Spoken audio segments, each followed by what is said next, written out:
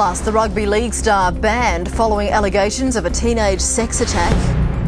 And tower tune-up, new bells for a Perth landmark.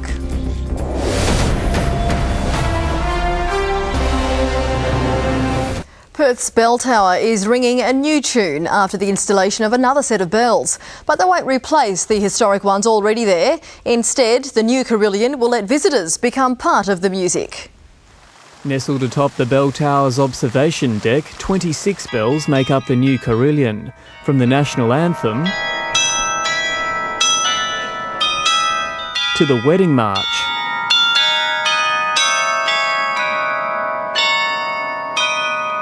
The carillon is sounding out for all to hear.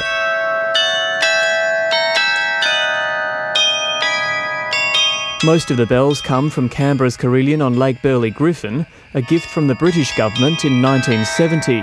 It's part of the program to add as many bell instruments into the structure as we can, as it was originally designed for. The bells are sounded automatically from a coin-operated computer. Like a giant jukebox, visitors can select their own tunes for the cost of $1, while the world-famous swan bells from St Martin in the Fields swing 360 degrees and are rung by campanologists. The carillon bells remain stationary and internal electrical striking hammers produce the sounds.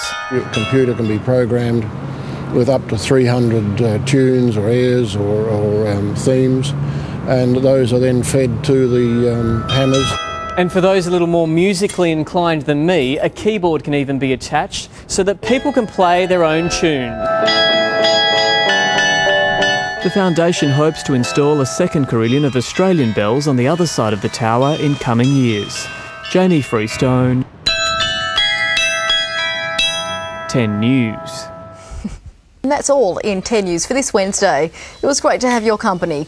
Good night.